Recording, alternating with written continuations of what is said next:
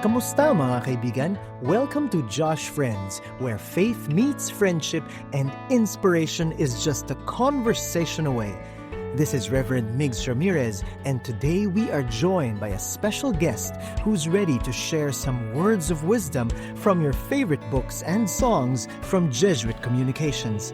This might just be exactly what you need to hear.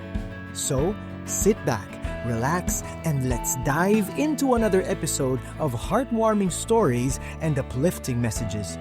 Are you ready? Let's go! You know, there's something magical about celebrating milestones, diba? And today, we're celebrating Bukas Palad Music Ministry's incredible 39 years of touching hearts through music.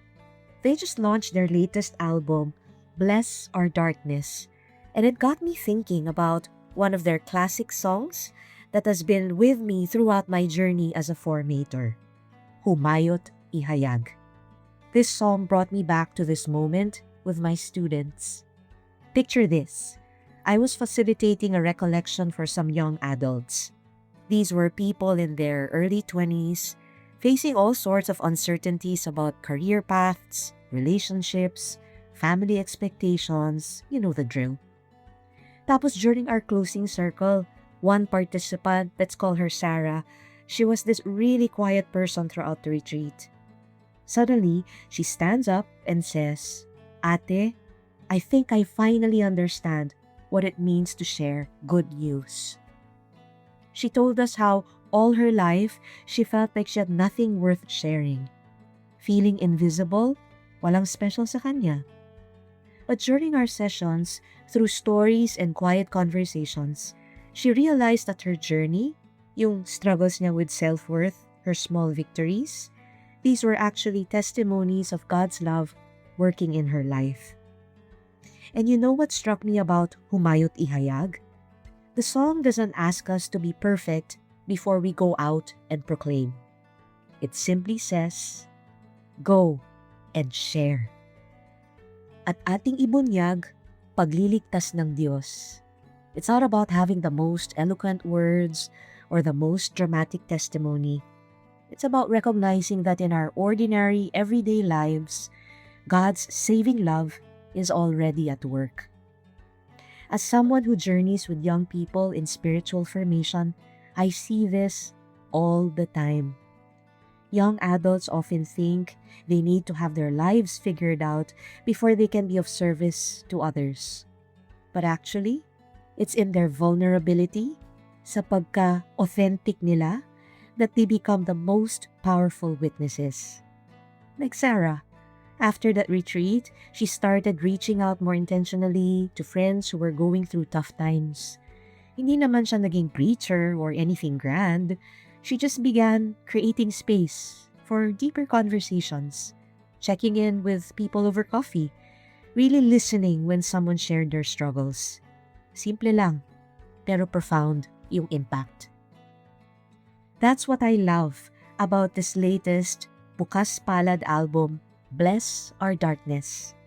They've created songs na pwedeng dalhin anywhere, sa mass, sa commute, sa quiet moments of reflection. It acknowledges na we don't need special occasions to encounter the sacred. God meets us in our darkness sa mga ordinary moments natin.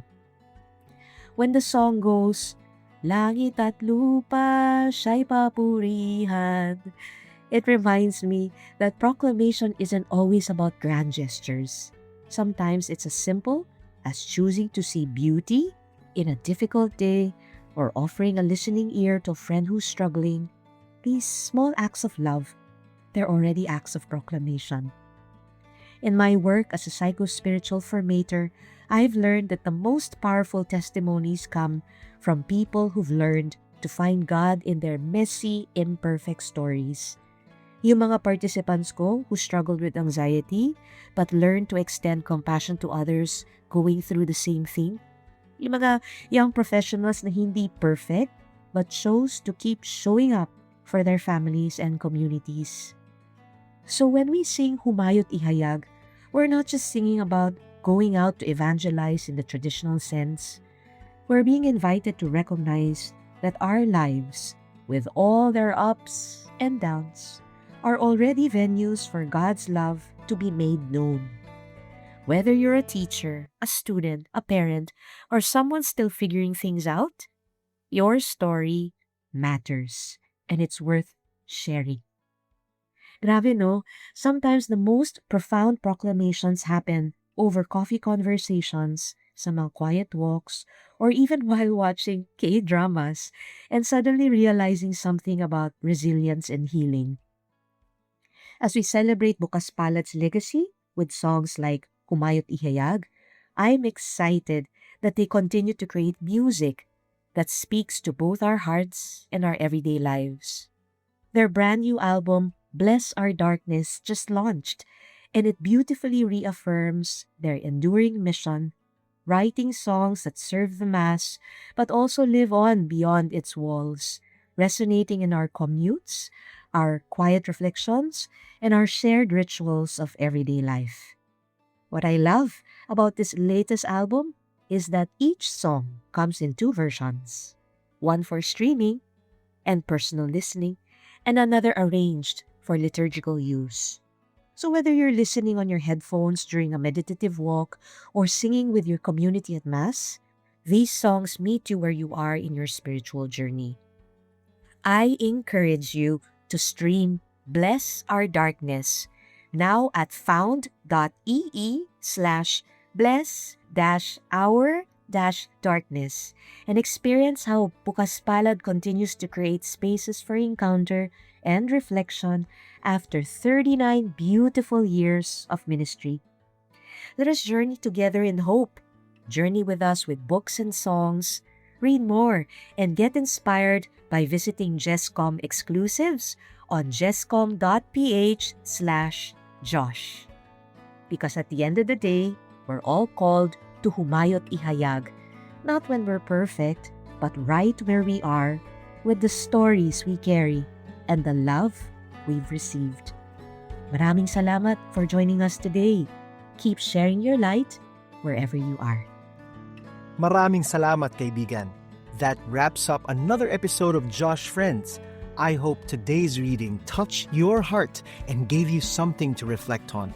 Remember, you can find the full text of what we shared today, along with many other inspirational resources at the Jescom online shop. Until next time, this is Reverend Migs Ramirez reminding you that you are never alone on your journey of faith.